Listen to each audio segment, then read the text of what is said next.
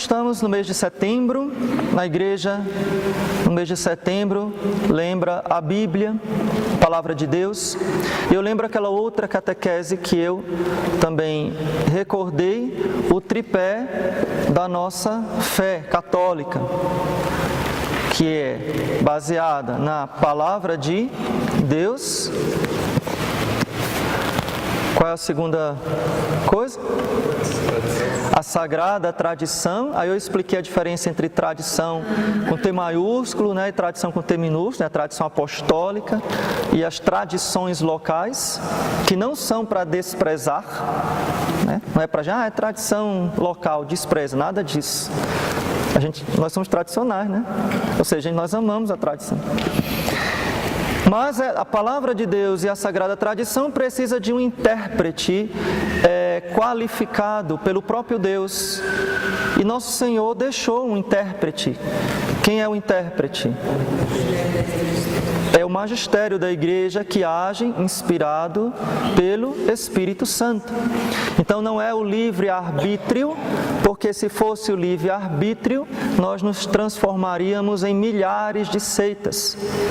Então é o erro protestante, deixar a interpretação para cada pessoa. Então se cada pessoa interpreta a palavra de Deus desligada da tradição e sem um magistério qualificado, o fruto a gente já viu, milhares, ninguém sabe nem contar quantas milhares de seitas e subseitas existem, né?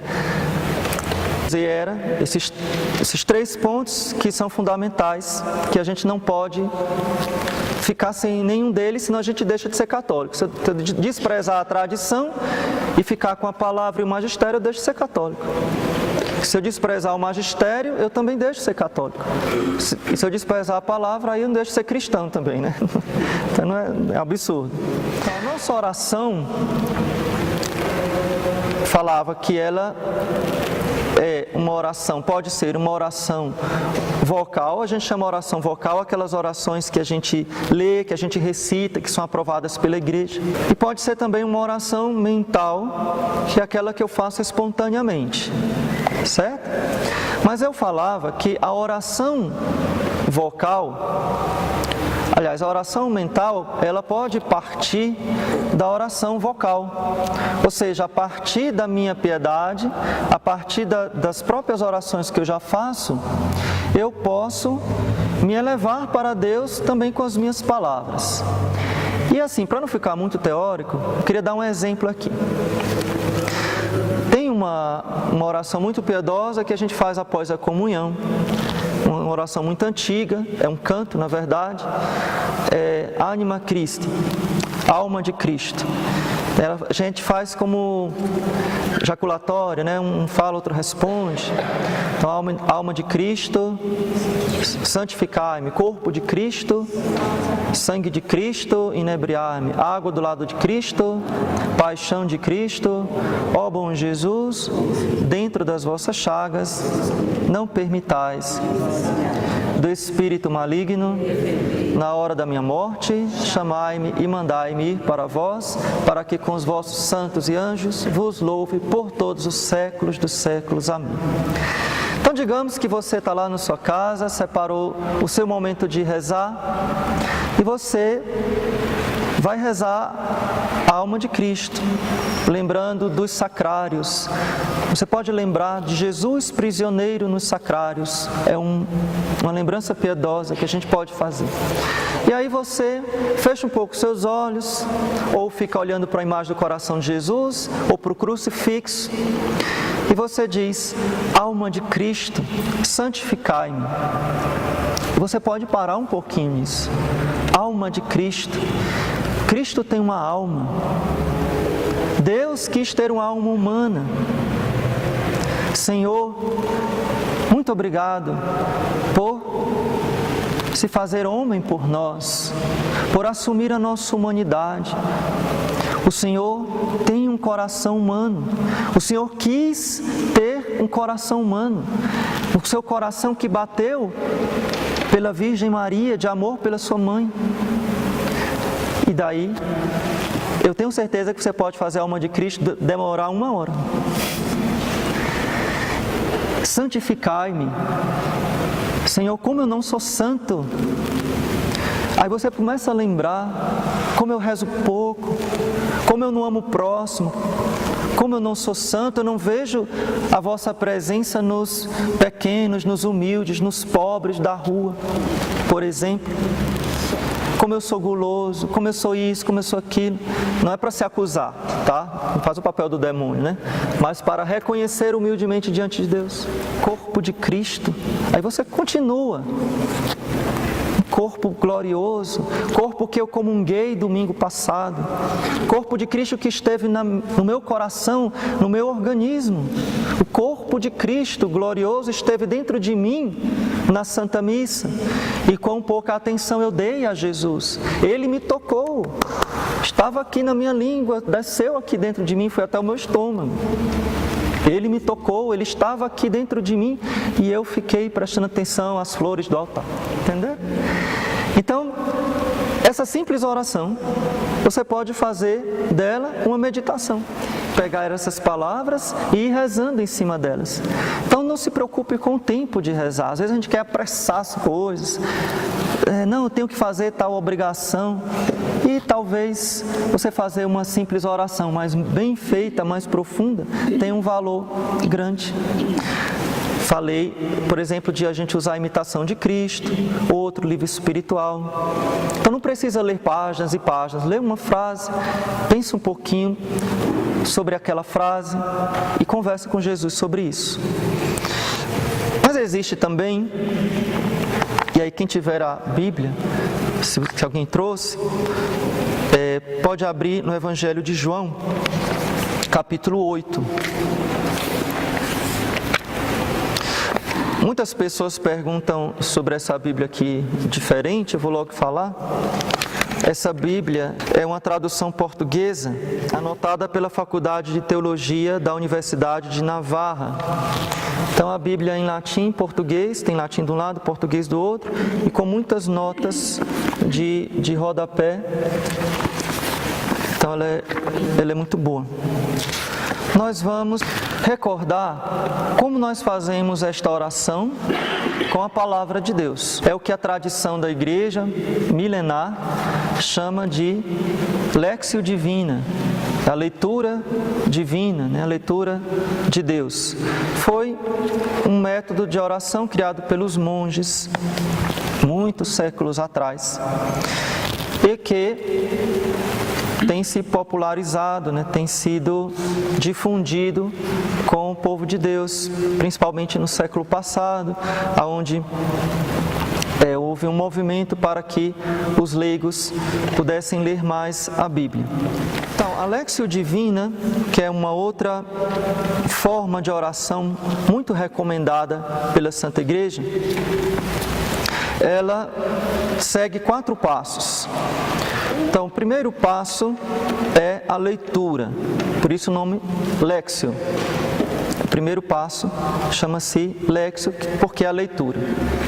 Parece uma coisa bem óbvia, né, que eu vou rezar com a Bíblia, eu tenho que ler. Né? Só que essa leitura é um pouquinho diferente. Em que sentido? Eu tenho que ler com calma. Porque quando eu leio um livro, principalmente quem gosta de ler, quem tem costume de ler, lê bem rápido, né? Lê assim passando os olhos, lê bem rápido, lê sem dar muita atenção aos pormenores. Então eu tenho que ler procurando saber o que o texto está dizendo, o que é que tem escrito aqui. Atenção, diferente dos protestantes, vou bater numa tecla bem simples, nós católicos não fazemos interpretação doutrinal da Bíblia. Doutrinal não, porque quem interpreta a Bíblia doutrinalmente é o magistério. Certo? Então não existe interpretação doutrinal, é uma oração. Então, a primeira coisa, eu vou ler o que o texto diz. E eu vou ler aqui com vocês, nós vamos fazer aqui um pequeno, brevíssimo exemplo. Em João capítulo 8, onde tem uma das páginas mais lindas do Evangelho. Jesus foi para o Monte das Oliveiras.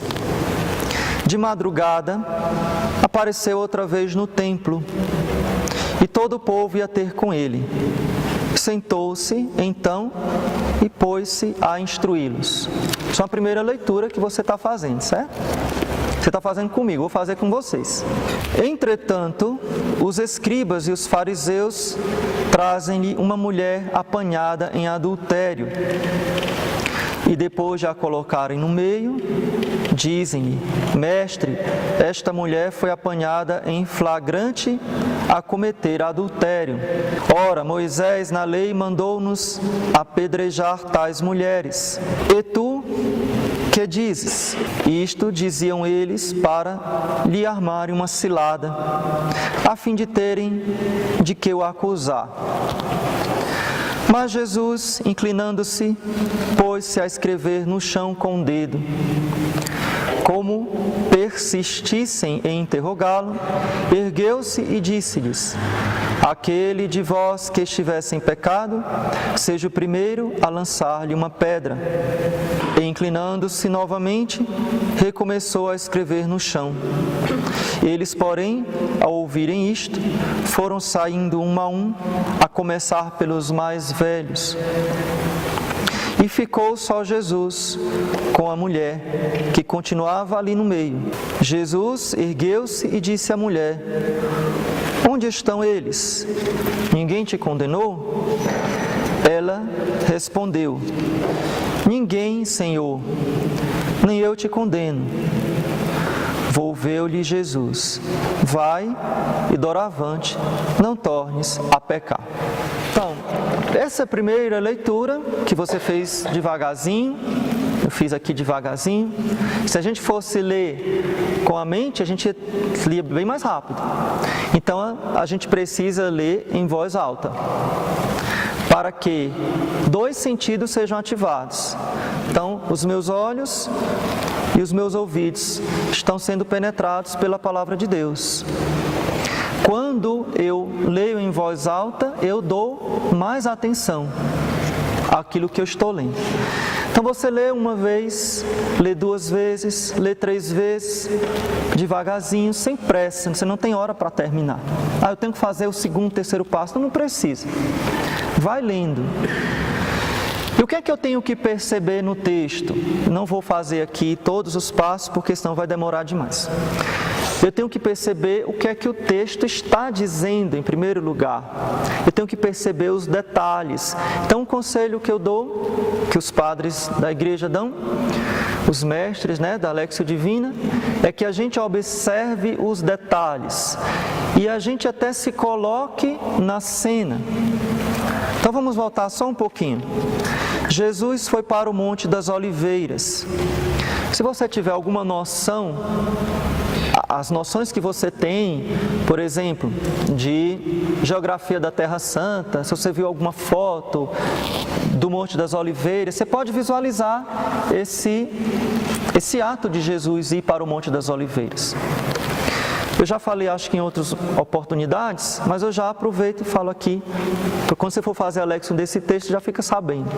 Então, o Monte das Oliveiras, ele fica avistando Jerusalém, certo? Então, quem já foi na Terra Santa, teve essa graça, a gente podia se organizar para ir um dia, né? Vamos? Top? Então, a gente passa uns 5 anos economizando. A gente tem que pensar a longo prazo, né, gente? Ou mais, né? Então, no Monte das Oliveiras, fica avistando Jerusalém. Então, tem esse monte, e depois tem uma depressão, que é um vale, aonde na antiguidade as pessoas jogavam lixo e lá queimavam lixo. Como é que chama esse vale? Geena. É o símbolo do inferno, porque o lixo estava queimando sempre. E aí desce o vale, depois sobe um novo monte, e do Monte das Oliveiras se avista o Templo de Jerusalém. Uma visão belíssima, que reflete no pôr do sol. Eu não queria fazer inveja a vocês, né? Mas eu vi esse pôr do sol, né? O pôr do sol atrás de Jerusalém, com reflexo dourado sobre os telhados e a esplanada do templo, é uma coisa o reflexo nas pedras, né? É uma coisa maravilhosa. E aquela visão que Jesus tinha, os apóstolos tinham. Volta para o texto, está só na primeira frase. Jesus foi para o Monte das Oliveiras. Certamente foi passar a noite lá, porque a frase seguinte diz assim: de madrugada apareceu outra vez no templo. Então você imagina Jesus saindo de noite ainda, porque tinha que caminhar algumas centenas de metros, né? Tinha que descer o vale, subir de novo para chegar lá no templo. Então ele chegou lá de madrugada, o sol nascendo, Jesus já estava lá. E todo o povo ia ter com ele. Você não faz nenhuma interpretação ainda, você vai imaginar o povo vindo. Jesus chegando, o pessoal estava assim, que horas que esse povo acordou para ver Jesus?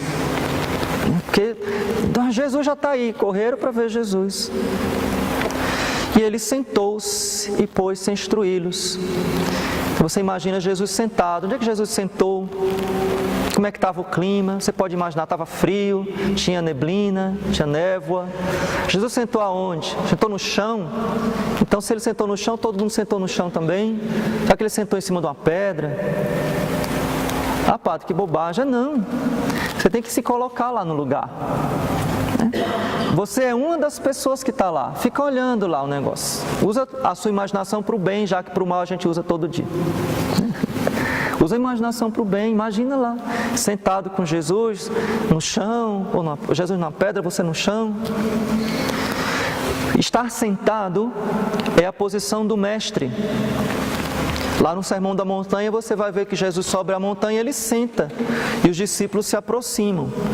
Então, pregar sentado é a posição do mestre. Por isso o bispo ele pode pregar sentado na cátedra. Por exemplo, na crisma, nas ordenações sacerdotais, o bispo senta para pregar. É a posição do mestre. O mestre na antiguidade, os filósofos, Aristóteles, Platão, esses filósofos, né, que tinham escola, ou seja, tinham discípulos, eles sentavam e as pessoas ficavam sentavam num local mais elevado, numa pedra, numa cadeira, e as pessoas ficavam sentadas no chão ao redor. Aqui está o contrário, né? Eu estou em pé, vocês estão sentados. Então Jesus senta porque ele é o mestre. E aí ele começa a ensinar. Então senta para isso. Entretanto, então Jesus ia ensinar, mas ele foi interrompido.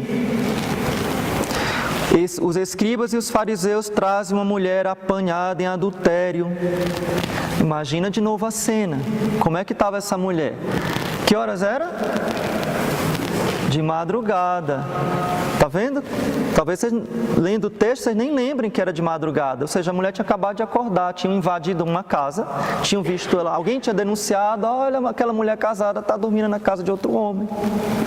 Ou algum homem, o marido viajou, foi dormir na casa daquela mulher. Eles invadiram a casa, arrombaram a porta. Já pensaram que teve uma invasão de casa aí? Como é que ela foi apanhada em adultério? Ela estava na cama. Estava com outro homem dentro de casa. Né? Tá vendo como a gente tem que ler? Tem que ler, não interpretação. É o que o texto está dizendo. Ela foi apanhada em adultério. Então como é que ela estava? Estava de roupa de dormir, de camisola. Certamente naquela época a roupa era decente, né, gente? Obviamente, né? Mas não estava com roupa de festa, não estava, né? Estava com roupa de dormir. Devia estar toda descabelada. Senhoras mulheres, quando acordam de manhã, né? Vocês saem para a rua do jeito que acordam, não tem nem perigo, né? Devia também estar machucada. Então começa a imaginar como é que essa mulher estava. Por quê? Vocês acham que eles vieram delicadamente? Eu sigo aqui na nossa mão, nós vamos levar a senhora, dá licença, a gente vai levar a senhora até um profeta, que ele vai fazer um julgamento da senhora, porque parece que a senhora está com um delito. Então, por favor, siga-nos. Vocês acham que foi assim? Não, né? Então, certamente, eles arrastaram ela pelos cabelos.